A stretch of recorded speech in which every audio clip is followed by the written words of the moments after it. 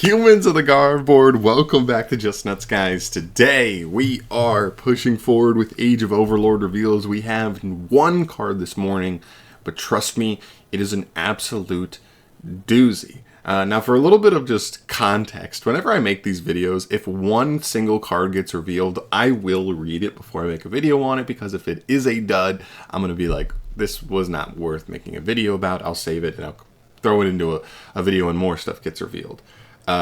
Whereas like if there's like a cluster of cards, there's going to be something good enough, right? I read this card.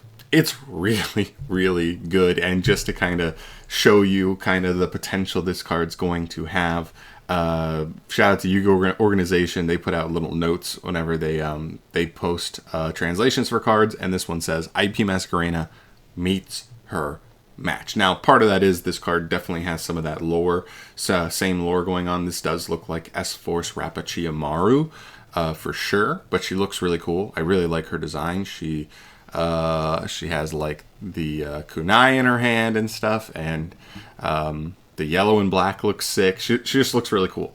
But yeah, we've got a generic Link-2. Let's get into it. This card reads really, really strong, and you will see what I mean very soon. Okay. So this is SP Little Knight, not with a K. So this is a Link-2 Dark Warrior Link effect monster, 1600 attack. It points to the left and to the right. So that's one of the things that makes this card a little bit less desirable, is the fact that it does not point down in any way, shape, or form.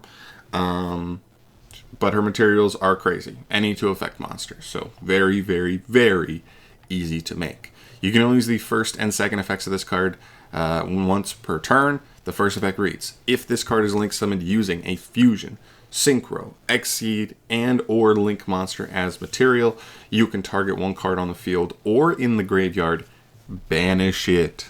Also, your monsters cannot attack directly this turn. Second effect, when your opponent activates a card or effect, quick effect, target 2 face-up monsters on the field, including at least one monster you control, banish both until the end phase. Oh my gosh. Yeah, so couple things here.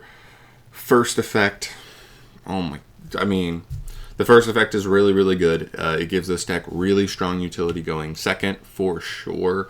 There's a little bit of nerf here, right? Like, just we're upping the ante. I think it's interesting to note that over the last couple months, we've gotten stuff like the for hire Dompa Link-2 as a generic removal option for monsters. We've also gotten the new Sky Striker Link-2, Azalea, I believe is her name. Pretty good removal option for decks that are light and dark based, generically for Link-2. Kind of power creeping like the Nightmares of the world for generic Link-2 removal. And now we get this card, where yes, it has some restrictions. You do have to use some sort of extra deck material to make it, but I think with how generic Link monsters are, there are cards like Fusion, Instant Fusion, and why can't I think of the other one? The one that summons Vanillas. It's just like Instant Fusion, right? So you could play 4 copies total. They just plop a fusion monster straight out of the deck. Extra deck, really, really simple. Plus, there are just plenty of options in terms of decks that are able to get out extra deck monsters super, super fast, for sure. So yeah, making this is no problem. I think the big thing is links, decks that can take advantage of Link 1s better than others and facilitate them, is obviously going to have an advantage here. And they also give it a little nerf by saying you can't attack directly. So for this effect being a helpful going second deck, pretty much stopping you from being able to OTK is kind of nice. I think this is a little bit balanced. It is still a really, really strong removal card and effect, but I do think they balanced it a little bit. Plus, let's not forget, not only did they say this card rivals IP or meets her match, but this card works well with IP. If you use IP on the opponent's turn to make this could become one of the new best options. It's Unicorn had always been the best removal because it was like a shuffle, But a banish is pretty comparable to a shuffle in terms of power, arguably better in some instances. And the fact that we don't have to discard to do it. And then this card has another bonus effect on top of that. So I think this card being summoned off of IP will become fairly regularly normal, if I had to guess. If Sprite's still around, this is definitely a card that could easily be abused for Sprite, for sure. We'll have to see, though. The second effect also is really, really nice. It is a really good, just reactive, like Farfa effect.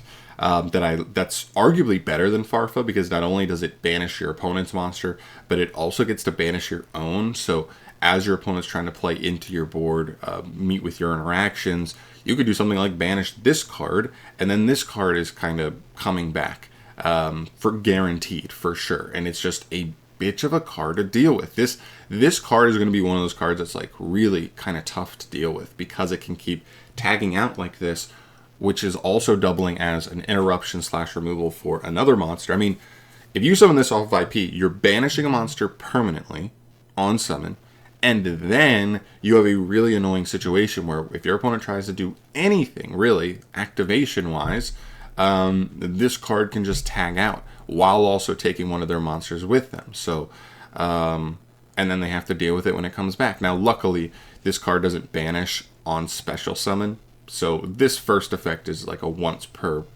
time you actually link summon this card. So there's a little bit of balance here. I think this card is really, really good, though, off the top of my head. But yeah, that's mostly it. This is the only card revealed today. This is crazy. This may be, to me, so far, the chase card in the set.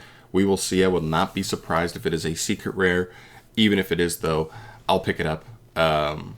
This card's crazy. I'm actually really excited to use it, because it's kind of more of like that mid-rangey, like, you know what I mean? Like this doesn't ring to me the kind of card that's part of like a gigantic board.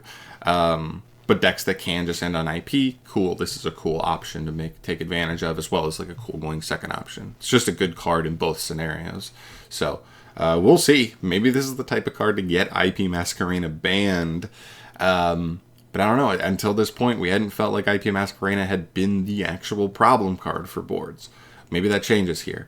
But yeah, anyway, I'm out of here for today. Thank you so much for watching. As always, guys, let me know your thoughts on this card. Are there any other cool interactions that I'm overlooking here? I'd love to hear your thoughts on that down below. But thank you so much for watching. I'll see you guys in the next video. Subscribe if you haven't, and I'll see you in the next video. Peace.